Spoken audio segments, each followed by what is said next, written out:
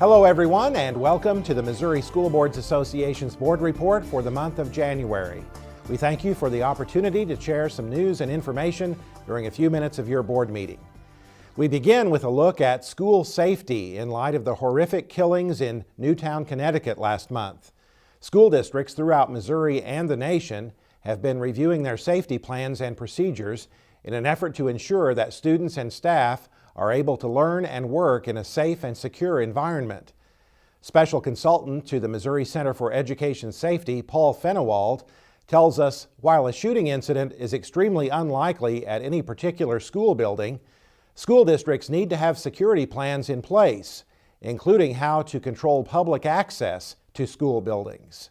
Do they want to have people pass through magnetometers and security at that level, or is it adequate to just whenever they come into the school building requiring the visitors to check in with an office, maybe having to be buzzed in, things like that? But again, those decisions are best left at the local level. We again at the Center for Education Safety can assist them in looking at what the full scope of solutions are out there, what's possible, but again it's best at that local level to work with their local public safety community and within the school district, the school system, to figure out what's appropriate for them.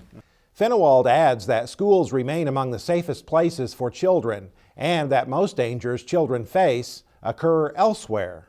If you look at the whole scope of where our children are getting harmed, where they die at, it's not in the schools, Brett. As you know, schools are the safest places our children can be. It's like traveling on the roadways with their parents in the vehicles. How many children in our nation, how many of our children are in our state are killed each year because they don't have the proper restraint within vehicles? It's astronomical, the numbers, if people start doing the research.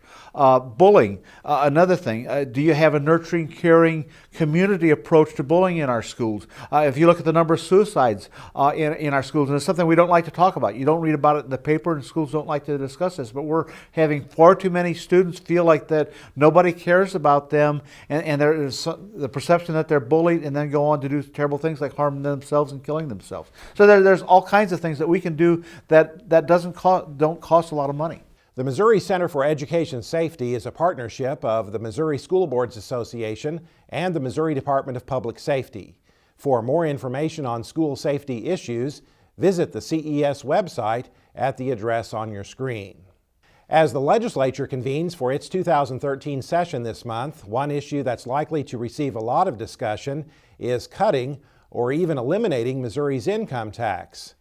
Now, that idea may be appealing to a lot of people, but it also could mean a significant reduction in the amount of state revenue available to fund public education and other state-supported services. MSBA's Associate Executive Director for Advocacy, Mike Reed, says the basic state aid program to schools is already underfunded to the tune of around $400 million, and schools can't afford more state funding cuts. The problem with that is what comes back to fill that hole that state income tax now fills. So we have a pot of money, general revenue money, that is used to support state agencies, and that's where we come from. That's about a $7.2 billion purse. If we reduce state income tax and reduce that, then where are we going to get the money for schools, for higher education, for corrections? Supporters of income tax cuts say those cuts can be an economic development tool, but Reed says real economic development depends on quality public schools that are funded at an adequate level. Well, we urge you to participate in the School Board Advocacy Network visits to Jefferson City during the legislative session. We have scheduled days at the Capitol for each region of the state, but if you can't make it on your region's date, you can certainly visit Jefferson City anytime during the session to meet with your local legislators. Missourians benefit every day from the dedicated energies and countless hours given by a group of more than 3,600 men and women from communities across the state. These public servants are elected by local constituents and volunteer their time.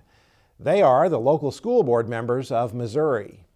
Governor Nixon has proclaimed the week of January 20th through 26th as School Board Recognition Week in our state. MSBA President Jerry Lee, a school board member from Springfield, says school boards play an important role in our system of public education.